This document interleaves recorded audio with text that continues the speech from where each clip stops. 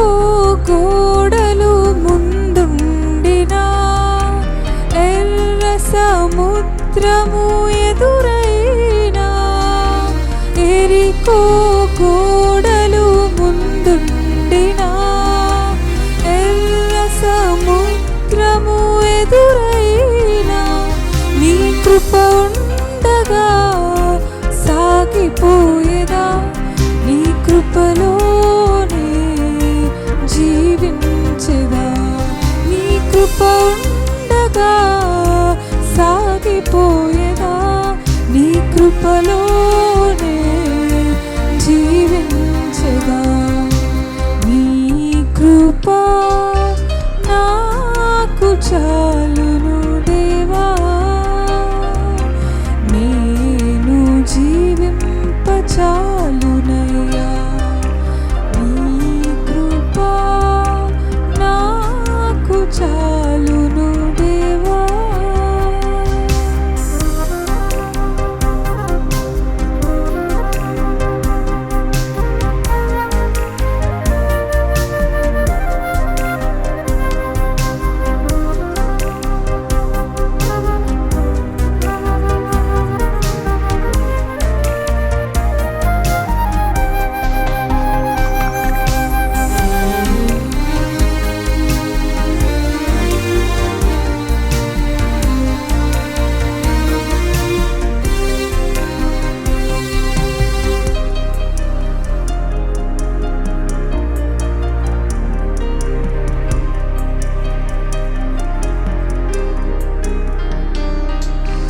జల ప్రళయములే నన్ను ముంచినా, చీకటి శక్తులు నన్ను ఆవరించిన, జల ప్రళయములే నన్ను ముంచిన, చీకటి శక్తులు నన్ను ఆవరించిన, నీ కృప ఉండగా సాగిపోయేదా, నీ కృపలోనే జీవించెదా, నీ కృప ఉండగా సాగిపోయేదా, నీ కృపలోనే జీవించెదా.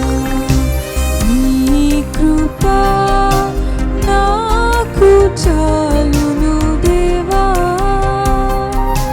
నేను జీవింప చాలునయ్యా.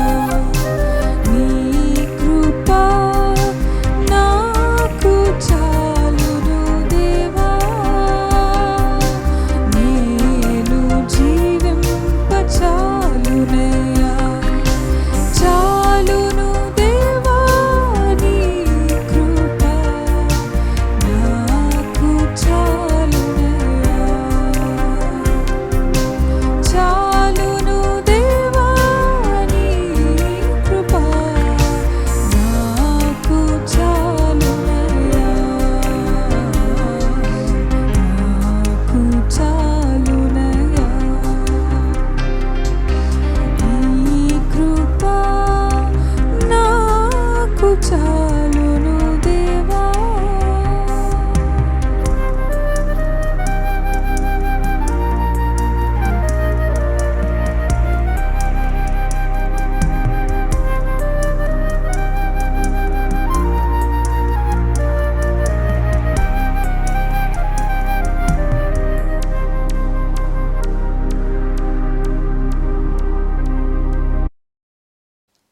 Good evening church.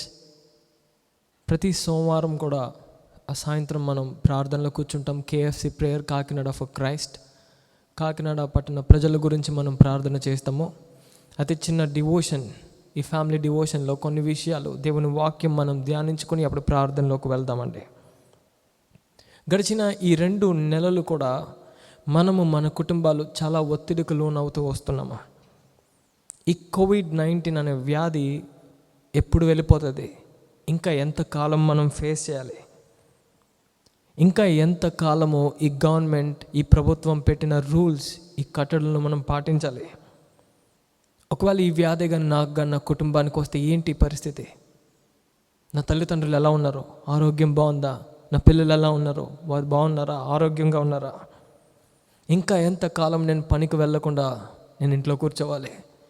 ఇంట్లో వారిని ఎలా పోషించాలి? ఎలా వారికి కావాల్సిందన్నీ సమకూర్చాలి? మళ్ళీ మన జీవితాలు ఎప్పుడు బాగుపడతాయి? ఎప్పుడు మనం వరదెళ్తాం? ఎప్పుడు మళ్ళీ మామూలుగా మనం పని చేసుకుంటాం? ఇలా ప్రతి ఒక్క కుటుంబంలో కూడా ఈ ప్రశ్నలు వస్తున్నాయండి. ఎందుకో తెలుసా? ప్రతి ఒక్క మానవుడు కూడా ఈ 3 కోరుకుంటాడు. ఏంటి అంటే లైఫ్, ప్రాస్పెరిటీ అండ్ ఆనర్. మంచి జీవితము, అలాగే తను చేసిన పనిలో వర్ధిల్లడము, శ్రేయస్సు కోరుకుంటాడు. 3వది ఘనత, ఆనర్. ఈ 3 ప్రతి ఒక్క మనిషి, ప్రతి ఒక్క కుటుంబం కూడా కోరుకుంటారండి. మంచి జీవితం మొదటిది. ప్రతి తల్లి లేకపోతే ప్రతి భార్య తన భర్త గురించి కోరుకుంటుంది. ప్రతి తల్లిదండ్రులు వారి పిల్లల గురించి కోరుకుంటారు. మంచి జీవితం ఉండాలి నా పిల్లలు కొని, మంచి స్టడీస్, మంచి ఎడ్యుకేషన్, మంచి చదువు, మంచి జాబ్, తర్వాత మంచి వ్యక్తి నా లైఫ్లోకి రావాలని ప్రతి ఒక్క వ్యక్తి కోరుకుంటారు. ప్రాస్పెరిటీ, నేను చేసే ప్రతి పనిలో కూడా నేను వర్ధిల్లాలి, నేను మంచి స్థితిలో ఉండాలి, నేను అనేక మందికి ఇచ్చువాడుగా నేను ఉండాలి, నేను అభివృద్ధి పొందాలి, నేను ఏ పని అయితే చేస్తున్నానో ఆ పనిలో అలా మిగిలిపోకూడదు అని ప్రతి ఒక్క కుటుంబము, ప్రతి ఒక్క వ్యక్తి కూడా అనుకుంటాడండి. అలాగే తను చేసే పనిలో తనకు ఘనత కావాలని ప్రతి ఒక్కడు కోరుకుంటారు, ప్రతి ఒక్క వ్యక్తి కూడా. అందుకే లైఫ్, ప్రాస్పెరిటీ అండ్ ఆనర్, మంచి జీవితం, తర్వాత ప్రాస్పెరిటీ, వర్ధిల్లుట, శ్రేయస్సు, 3వది ఘనత. ఈ 3 కోరుకుంటాడండి ప్రతి ఒక్క మానవుడు. కానీ ఈ 3 మనకు కావాలి అని అంటే మనం 2 అనుసరించాలండి. చాలాసార్లు మనం స్టూడెంట్స్ని ఒకవేళ అడిగామంటే వాట్ ఆర్ యూ పర్స్యూయింగ్ అని అడిగితే దానికి అర్థం ఏంటంటే నువ్వు ఏం ఎంచుకుంటున్నావో, 10th అయిన తర్వాత కానీ లేకపోతే 12th అయిన తర్వాత కానీ ఇంటర్మీడియట్ అయిన తర్వాత కానీ నువ్వేం ఎంచుకుంటున్నావో అని అడిగినప్పుడు వాళ్ళు డిఫరెంట్ కోర్సెస్ చెప్తారు. మనం ఇలా అడుగుతున్నప్పుడు ఎవరైనా మనకి ఇలా సమాధానం ఇచ్చారు, నువ్వేం పర్స్యూ చేస్తున్నావు, నువ్వేం ఎంచుకుంటున్నావు అని అంటే నేను నీతిని, కృపను ఎంచుకుంటున్నాను అని అంటే చాలా కొత్తగా ఉంటుంది. ఆ మాట యూజువల్గా ఎవరి దగ్గర వినము. ఎందుకంటే నేనైతే ఇంజనీరింగ్ పర్స్యూ చేస్తున్నాను, లేకపోతే డాక్టర్ పర్స్యూ చేస్తున్నాను, లేకపోతే ఇంకొక కోర్స్ ఏదైనా పర్స్యూ చేస్తున్నాను అని చెప్తారు చాలామంది. కానీ నీతిని, కృపను మనం పర్స్యూ చేయగలమా?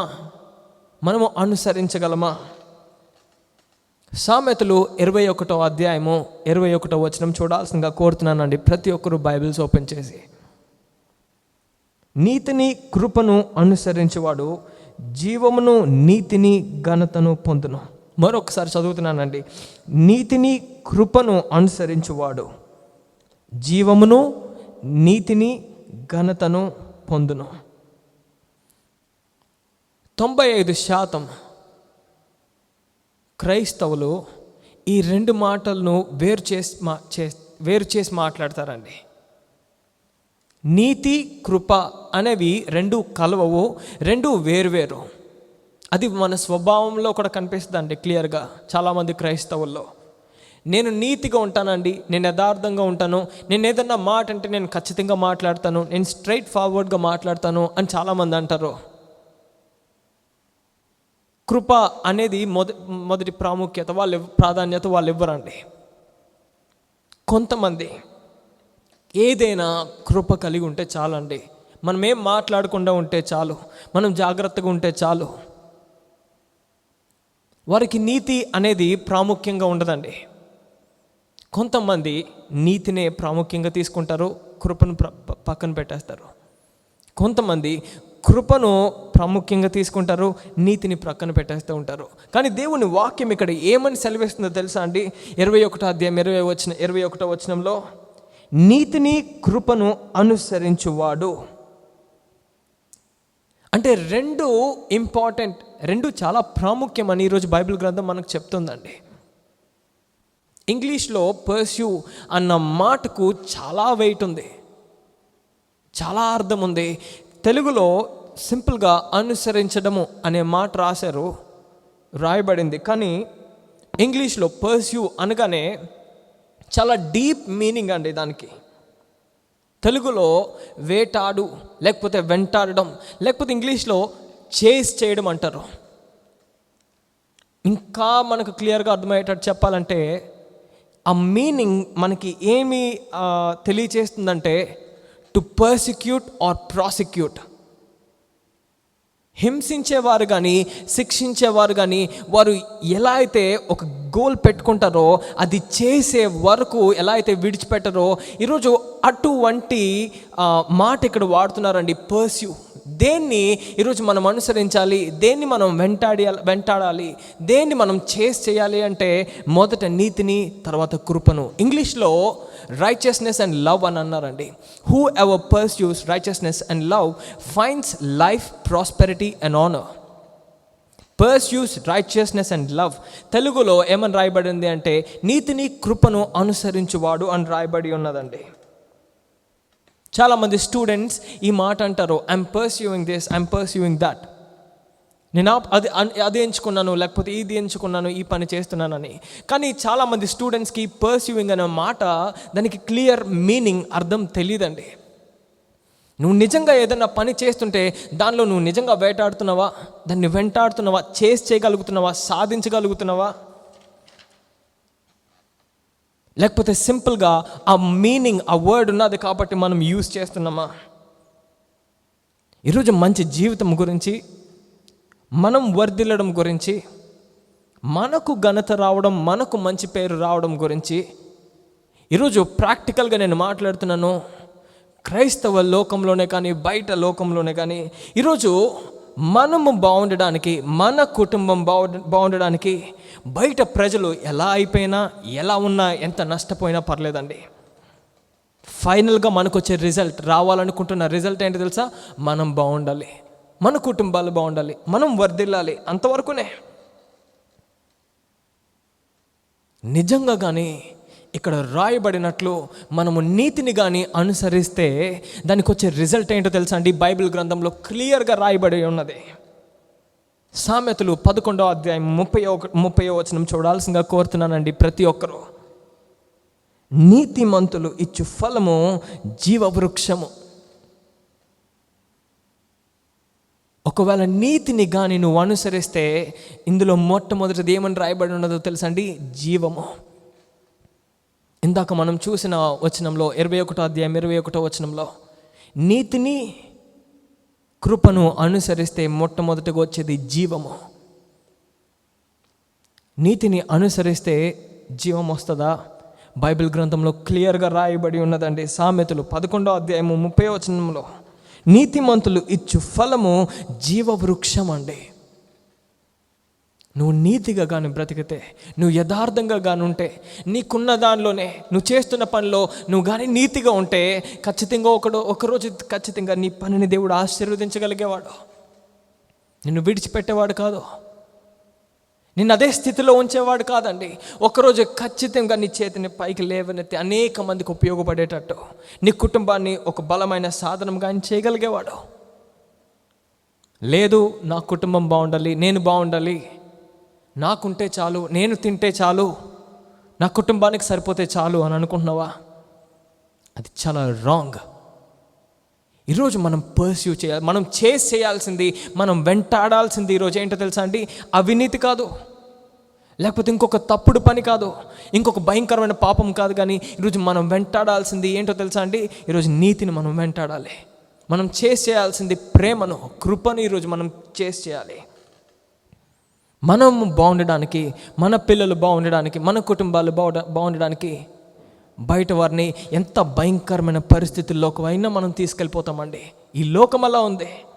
చిన్న ఎగ్జాంపుల్ నేను చెప్తున్నాను. మనం ఈ ఖాళీ ఉంటున్న పరిస్థితుల్లో పిల్లలు ఎక్కువ గేమ్స్ ఆడుతూ ఉంటారు. నేను ఆడుతున్నాను గేమ్స్. మనం గేమ్స్ ఆడుతున్న టైంలో మనం విన్ అవ్వడం గురించి మనం ఎక్కువ సార్లు చేసే పని ఏంటో తెలుసా అండి? మన అపోనెంట్, మనకు వ్యతిరేకంగా ఎవరైతే ఆడుతున్నారో, ఆపోజిట్లో ఆడుతున్నారో వాళ్ళని చంపడానికి మనం ఎక్కువ ప్రయత్నిస్తూ ఉంటామండి. మనం గమ్యానికి రీచ్ అవ్వడం ఇంపార్టెంట్ కాదు, కానీ మనకు ఎదురుగా ఎవరు వస్తున్నారో వారిని చంపడానికి మనం ఫోకస్ చేస్తూ ఉంటాం. ఈ ప్రయత్నంలో మనం ఎక్కువ ఓడిపోతాం తప్ప మనం ఎక్కువ సార్లు విన్ అవ్వం. ఒక గేమ్ ఆడి నేను ఆ విషయం నేర్చుకున్నాను అండి. నా ముందు ఎవరు వస్తారో వారిని చంపడానికి నేను చూసినప్పుడు ఖచ్చితంగా ఆ చంపడంలో నేనే ఇరుక్కునేవాడిని. ఈరోజు గేమ్స్లో నేను టెక్నిక్స్ చెప్పడానికి ఇక్కడ నేను లేను, కానీ నేను అర్థమయ్యేటట్టు చెప్పాలనుకున్నాను. ఏంటంటే మనము బాగుండడం గురించి చాలాసార్లు ప్రక్కవారిని ఇరికించడానికి చూస్తూ ఉంటాం.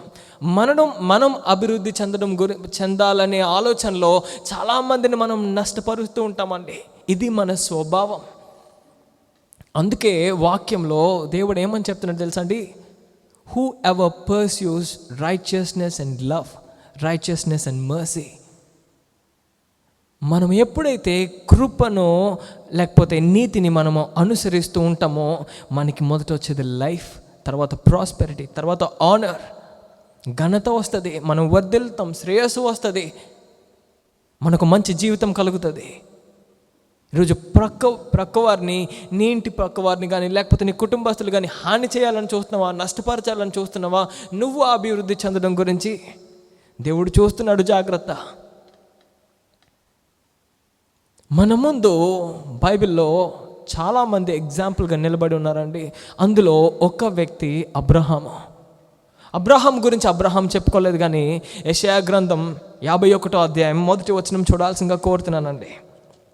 మనము వర్ధిల్లాలి అంటే, మనము అనేక మందికి సాక్షిగా నిలబడాలి అంటే, మన కుటుంబాన్ని మనం ఒక మంచిగా పోషించుకోవాలి అంటే, ఒక ఉన్నతమైన స్థితిలో నిలబడాలి అంటే మనకు ఒక ఎగ్జాంపుల్గా అబ్రహాము కనిపిస్తున్నారండి. 51వ అధ్యాయం 1వ వచనంలో, నీతిని అనుసరించుచు యెహోవాను వెదుకుచూ నుండి వారులారా, ఏ బండ నుండి చెక్కబడితిరో, ఏ గుంట నుండి తవ్వబడితిరో అని అన్న తర్వాత 2వ వచనంలో ఆలోచించండి అని చెప్పి 2వ వచనంలో, ఒంటరి అయి ఉండగా నేను అతనిని పిలిచితిని. మొదటి పాయింట్, అతనిని పిలిచితిని, అతనిని ఆశీర్వదించితిని, అతనిని ఎక్కువ మందిగా చేసితిని. అతడు ఒక్కడై ఉండగా, ఒంటరై ఉండగా 3 విషయాలు దేవుడు చెప్తున్నాడు. ఏమని తెలుసా? నేను అతనిని పిలిచాను, అతనిని ఆశీర్వదించాను, అతనిని ఎక్కువ మందిగా చేసి తిని. ఎప్పుడు? ఒంటరిగా ఉన్నప్పుడు.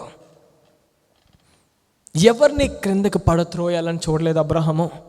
నేనే ఉన్నతమైన స్థితిలో ఉండాలని చూడలేదు అబ్రహాము. నేను ఆత్మీయ జీవితంలోనే కానీ ఆర్థికంగా కానీ ఒక మంచి విశ్వాసిగా నేను టాప్ లెవెల్లో ఉండాలని చూడలేదు, కానీ తన ఆత్మీయ జీవితాన్ని మొట్టమొదటిగా కాపాడుకుంటూ వచ్చాడండి. ఒంటరిగా వచ్చాడు, అన్నీ విడిచిపెట్టాడు, కుటుంబాన్ని విడిచిపెట్టాడు, తల్లిదండ్రులను విడిచిపెట్టాడు, ఆ ప్రాంతాన్ని విడిచిపెట్టాడు, బంధువులను విడిచిపెట్టాడు. తర్వాత దేవుడు సమస్తమును అనుగ్రహించాడండి. హల్లెలూయా. నీ ప్రక్కవారిని మోసం చేసి నువ్వు ఆశీర్వదింపబడాలని చూసుకుంటే అదే ఒక్కరోజు నీకు కీడుగా దేవుడు నీకు చూపిస్తాడు. మళ్ళీ నీకు రిటర్న్ వస్తుంది, మనకే వస్తుంది రిటర్న్.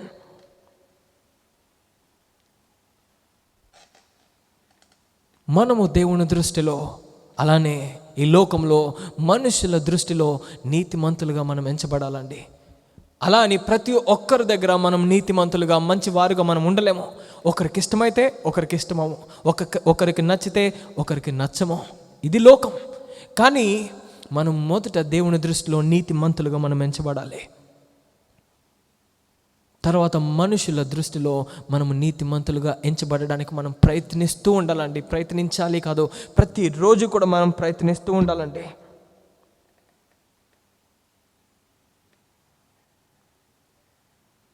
మనం ఎప్పుడైతే అలా చేస్తామో మనకి మంచి జీవితం, ఎలా అయితే అబ్రహాముకు మంచి జీవితాన్ని దేవుడు దయచేశాడో, కావలసిన ప్రతి అవసరతను ఎలా తీర్చాడో, ఎలా అయితే వర్ధిల్లింపచేశాడో, ప్రతి శ్రేయస్సును ఎలా అయితే ఇచ్చాడో, ఆఖరికి ఎలా అయితే ఒక ఘనతను ఇచ్చాడో తన బిడ్డను అనుగ్రహించి, ఏ లోటు లేకుండా ఎలా అయితే చేశాడో, ఈరోజు నీ కుటుంబాన్ని, మన కుటుంబాలని దేవుడు దీవించడానికి ఆయన సిద్ధంగా ఉన్నాడండి. కాకపోతే మనం చేయాల్సింది రెండు పనులు. ఏంటంటే మనం పర్స్యూ చేయాల్సింది, మనం వెంటాడాల్సింది, చేయాల్సింది నీతిని, కృపను. ఈ రెండు ఎప్పుడు వేరు చేయొద్దండి. ఈ రెండు ఎన్నడూ వేరు చేయొద్దు. నీతి, కృప రెండు మనకు ఉండాలి. Next love. తెలుగులో కృప అని రాశాడు, ఇంగ్లీష్లో కొన్ని వర్షన్స్లో ప్రేమ అని రాయబడినది, లవ్ అని రాయబడి ఉన్నది. 21వ అధ్యాయము 17వ వచనం చూడాల్సిందిగా కోరుతున్నానండి. సుఖభోగముల యందు వాంఛ గలవానికి లేమి కలుగదు. ద్రాక్ష రసమును నూనెయు వాంఛించు వారికి ఐశ్వర్యము కలుగదు.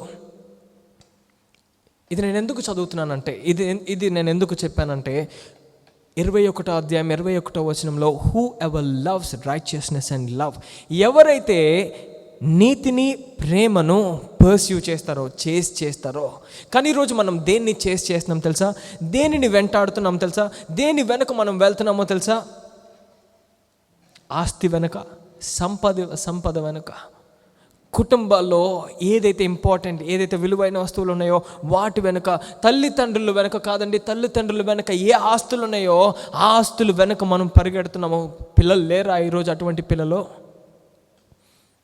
ఆస్తి గురించి తల్లిదండ్రులను చంపిన వారు లేరా? ఆస్తి గురించి తల్లిదండ్రులను అనాథాశ్రమంలోకి త్రోసివేసిన వాళ్ళు లేరా అండి? వారిని పట్టించుకోకుండా భయంకరమైన పరిస్థితుల్లో వదిలేసిన వారు లేరా? ఆస్తంతియు తీసుకుని తల్లిదండ్రులను రోడ్డు మీద పాడేసిన వారు లేరా? ఈరోజు దేనిని నువ్వు నేను ప్రేమిస్తున్నాము క్రైస్తవులుగా? కేవలం నేను నా కుటుంబం బాగుంటే చాలు అనుకుంటున్నావా? నేను నా భార్య, నేను నా పిల్లలు బాగుంటే చాలు అని మనం అనుకుంటున్నామా క్రైస్తవులంగా? ఎప్పుడైనా నువ్వు దేనిని ప్రేమిస్తున్నావో? నువ్వు నీతిని ప్రేమిస్తున్నావా? ఆస్తిని ప్రేమిస్తున్నావా? నువ్వు కృపను ప్రేమిస్తున్నావా? లేకపోతే నీకున్న సంపద, లేకపోతే నీ కుటుంబాన్ని, లేకపోతే ఇంకొకటి నువ్వు ప్రేమిస్తున్నావా? చాలామంది క్రైస్తవులైన బయట కానీ దేన్ని ప్రేమిస్తారో తెలుసా అండి? ఎక్కువ నిద్రను ఎక్కువ ప్రేమిస్తారు. వారి గురించి క్లియర్గా రాయబడి ఉన్నదండి 20వ అధ్యాయంలో. సామెతలు 20వ అధ్యాయము 13వ వచనం చూడాల్సిందిగా కోరుతున్నానండి. Do not love sleep or you will grow poor. నిద్రయందు లేమికి భయపడి నిద్రయందు ఆసక్తి విడము. Do not love sleep. కొంతమంది ఆస్తిని ప్రేమిస్తారు, కొంతమంది ఐశ్వర్యాన్ని ప్రేమిస్తారు, కొంతమంది ఇంకొకటి ప్రేమిస్తారు, కొంతమంది వారికి అవసరం లేనిది, వారికి కానిది వారు ప్రేమిస్తూ ఉంటారు. కొంతమంది ఈరోజు సెల్ఫ్ క్వారంటైన్లో ఖాళీగా ఉంటున్నాం, ఏం చేయాలో తెలియక మనం చేయాల్సింది ఏంటంటే నిద్ర పడుకుంటున్నాము. అవునా? ఇప్పుడు కూడా ఈ వాక్యం వింటూ నాకు తెలిసి పడుకుని వింటూ ఉన్నవారు కూడా ఉన్నారు. దయచేసి లేవండి ఒకవేళ అలా కానీ పడుకొని ఉంటే. Do not love sleep. చాలామంది రాసిన మాటలు ఏంటో తెలుసా అండి? ఈ సెల్ఫ్ క్వారంటైన్ సమయంలో నేను నేర్చుకున్నది ఇయర్లో చాలా ఎక్కువ. నాకు ప్రొడక్టివ్ ఇయర్ ఇది. నేను చాలా విషయాలు తెలుసుకున్నానని రాస్తున్నారు బయట. మనం తెలుసుకుందామండి కొన్ని విషయాలు. నువ్వు నిద్ర యందు ఆసక్తి విడు. కొంతమంది ఎంత సోమరిగా ఉంటారంటే, కొంతమంది నిద్రకు ఎంత అడిక్ట్ అయిపోయి ఉంటారంటే 24 hours 24 గంటలు పడుకోమన్నా వారు హ్యాపీగా సుఖంగా పడుకుంటారండి. అందుకే పాపం దేవుడు అన్న మాట ఏంటంటే, సోమరి చీమల యొద్దకు వెళ్ళి నేర్చుకో. ఈరోజు మనం మనుషుల దగ్గర నుంచే కొన్ని విషయాలు నేర్చుకోవట్లేదు. మనం చీమల దగ్గరికి ఎందుకు వెళ్ళి నేర్చుకుంటామండి? అసాధ్యం. మనం నేర్చుకోలేం చీమల దగ్గరికి వెళ్ళి. చాలామంది ఇళ్లలో, నేను సోమరుల గురించి మాట్లాడుతున్నాను, ఎక్కువ నిద్ర యందు ఆసక్తి ఉన్న వారి గురించి నేను మాట్లాడుతున్నానండి. చాలామంది ఇళ్లలో అందులో ఆ ఇళ్లలో మనుషుల కన్నా చీమలు ఎక్కువ పనిచేస్తాయి, చీమలు ఎక్కువ కష్టపడతాయి. కింద పడిన స్వీట్ కానీ, ఏదైనా తినే వస్తువులు కానీ, ఆ పదార్థములు కానీ వారు క్లీన్ చేయరండి. వారు అలా వదిలేస్తూ ఉంటారు. ఇవన్నీ చక్కబెట్టేది ఎవరు తెలుసా? చీమలే. వారు తొడవరు. అవి ఇంట్లో అలానే ఉంటాయి ఎన్ని రోజులైనా. అవి చీమలు పట్టేసి చీమలే తీసుకువెళ్ళి సర్దుతూ ఉంటాయి, చక్కబెడుతూ ఉంటాయి. ఈరోజు అటువంటి కుటుంబాలు లేవా అండి? ఈరోజు చాలామందికి నవ్వు రావచ్చు, కానీ ఇది సత్యం. ఎప్పుడైనా గమనించారా? స్వీట్ పడి ఉంటే, లేకపోతే ఏదైనా తినే ఆ పదార్థములు కానీ అక్కడ పడిపోయి ఉంటే, చీమలు చూడగానే సాయంత్రం వరకు ఉందామో, ఇంకో గంట ఆగి తీసుకుందామో అని ఎప్పుడు అనుకో. అవి క్విక్గా ఆ బెటాలియన్తో వచ్చేస్తాయి. అవి చేసే పని ఏంటో తెలుసా అండి? అవి మొయ్యలేని పరిస్థితుల్లో కూడా ఇంకొక హెల్ప్ తీసుకుని అవి తీసుకువెళ్ళిపోతూ ఉంటాయి. ఎప్పటికీ? ఈ రోజుకి కాదు, వచ్చే వారానికి, ఆ తర్వాతి వారానికి. ఈరోజు అటువంటి వారిగా, అటువంటి క్రైస్తవులంగా మనం ఉంటున్నామా అండి? మనం కష్టపడగలుగుతున్నామా? కొంతమంది వారు చేసే పని ఏంటో తెలుసా అండి? వారు ఏదైతే వృత్తి ఉందో, వారు ఏదైతే పని చేస్తున్నారో ఆ పనిని వారు ప్రేమించి చేయరు. డబ్బు కోసం, లేకపోతే నా కుటుంబాన్ని పోషించుకోవాలి అని కష్టపడుతూ ఉంటారో, ఇలా ఎంతమంది అయితే పని చేస్తారో వారికి మంచి జీవితం ఉండదు, వారు వర్ధిల్లరు, వారి కుటుంబాల్లో శ్రేయస్సు ఉండదు. మూడవది, వారికి ఘనత రాదు ఈ లోకంలో. ఖచ్చితంగా నేను చెప్పగలను. ఈరోజు చీమల దగ్గరకు వెళ్ళి నేర్చుకోమన్నది ఎందుకు తెలుసా? వాటికి తగిన జ్ఞానం ఉంది, దేవుడు పెట్టాడు. వాటికి అవే ఆహారం సమకూర్చుకుంటాయి ఆ వచ్చే కాలమునకు కూడా ముందుగానే. ఈరోజు అటువంటి కుటుంబస్తులుగా, అటువంటి క్రైస్తవులుగా ఈరోజు మనం ఉంటున్నామా అండి? నువ్వు నేను చేసే పనిలో ఆ పనిని మనం ప్రేమించగలుగుతున్నామా? మనం ఏదైతే పని చేస్తున్నామో, లేదు ఏదో చెయ్యాలి, కష్టమైంది చెయ్యాలి, తప్పదు అన్నట్టు నువ్వు నేను చేస్తున్నామా? అలా ఉండొద్దండి. ఈరోజు మనం ఏ పనిని చేస్తున్నామో మొట్టమొదటి దాన్ని ప్రేమిద్దాము. అంతకన్నా ముందు నీతితో ఆ పని చేద్దామండి. మనిషి ఉన్నప్పుడు ఒకలాగా, లేనప్పుడు ఒకలాగా కాదు. మనిషి అక్కడ చూస్తున్నప్పుడు ఒకలాగా, చూడనప్పుడు ఒకలాగా కాదు. ఈరోజు ఎటువంటి పరిస్థితులైనా నువ్వు నేను ఏ పని చేస్తున్నా మొట్టమొదటిగా ఆ పనిలో నీతి అనేది ఉండాలి. నువ్వు గవర్నమెంట్ అఫీషియల్ అయినా, లేకపోతే ఇంటిలో పని చేసే వ్యక్తివైనా, ఈరోజు ఎక్కడ ఏ షాప్లో నువ్వు పని చేస్తున్నా, నువ్వు పని చేస్తున్నప్పుడు ఆ పనిలో మొట్టమొదటిది నీతి అనేది ఉంటే, ఆ రెండోది నువ్వు చేసే పనిలో నువ్వు ప్రేమతో ఆ పని చేయగలిగితే నీకు 3 విషయాలు దేవుడు ఇస్తున్నాడు. ఏంటో తెలుసా అండి? ఒక blessing, life, prosperity and honour. మంచి జీవితము, శ్రేయస్సు, ఘనత. ఈ 3 ఇవ్వగలిగేది ఈరోజు దేవుడు ఒక్కడేనండి. ఈ 3 మనకి ఎప్పుడు వస్తాయి ఈ లోకంలో అంటే 2 విషయాలు: pursue righteousness and mercy, or righteousness and love. మనం వెంటాడాల్సింది, మనం చేయాల్సింది ఈరోజు ఈ లోకంలో ఉన్న ఆస్తి పైన, డబ్బు పైన, లేకపోతే ఇంకొకటి కాదు, కానీ 2 విషయాలు దేవుడు చెప్తున్నాడు. సింపుల్. ఏంటంటే మొట్టమొదటిది నీతి, రెండవది కృప. ఈ రెండు మనం కలిగి ఉంటే మన జీవితాల్లో, మన కుటుంబాల్లో ఆశీర్వాదం వెనుక ఆశీర్వాదం మనం చూడగలమండి. ఈ 3 విషయాలు మనం నేర్చుకుందాం. మన కుటుంబాల్లో గొప్ప దీవెన మనం పొందుకుందాం. ఈ కొద్ది మాటలు దేవుడు దీవించును గాక. ఆమేన్. ప్రార్థన చేసుకుందాం. మమ్మల్ని అతి మిక్కిలిగా ప్రేమిస్తున్న మా తండ్రి, నీ పవిత్రమైన పాదములకు వందనాలు, స్తోత్రాలు చెల్లించుకుంటున్నాను. ఈ సాయంత్రకాల సమయంలో ప్రభా, ఈ కాకినాడ పట్టణ ప్రజల గురించి మేము ప్రార్థన చేయకముందు మరొక్కసారి తండ్రి, ఈ లోకంలో జరిగే పరిస్థితుల గురించి మేము ప్రార్థన చేస్తున్నాము. స్వస్థపరచు యెహోవాను నేనే అని సెలవిచ్చావు. నేను నీ గాయములను మాన్పేదను, నీకు స్వస్థతనిస్తున్నాను, ఇదే యెహోవా వాక్ అని ఇర్మియా గ్రంథంలో నువ్వు ఉంచావు. ఈ స్థలం అందు చేయబడు ప్రార్థన నా కనుదృష్టి నిలిచి ఉన్నది అని నువ్వు సెలవిచ్చావు. ప్రభా, ఈ వాగ్దానములు మా అందరి జీవితంలో నువ్వు నెరవేర్చమని కోరుతున్నాను. మేము ఎక్కడుండి ఎక్కడ ప్రభా మేము ప్రార్థన చేస్తున్నామా, ప్రార్థన మీరు ఆలకించే దేవుడు ప్రభా, మీరు వింటున్నందుకు మీకు స్తోత్రాలు చెల్లించుకుంటున్నాను. ఇప్పుడు చెప్పిన వాక్యం అందరి జీవితంలో ఫలింపచేయమని కోరుతున్నాను. మొదటిది నీ నీతి, రెండవది ప్రభా ఆ కృపను మేము కలిగి ఉండగలిగే కృపను దయచేయండి.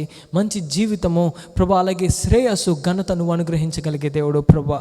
ఈ లోకంలో దేని గురించి మేము ప్రభా మేము ఆలోచించకుండా, చేయకుండా, వెంటాడకుండా కేవలం ప్రభా నీ కృపను, అలాగే ప్రభా నీ నీతిని మేము వెంటాడడానికి సహాయం చేయండి. మెల్లి చేసి మహిమ పొందండి. మిగిలిన సమయం అంతా నీ చేతులకు అప్పగించుకుంటూ ఈ చిన్ని ప్రార్థన యేసయ్య పేరిట అడిగి వేడుకొంచున్నాం తండ్రి.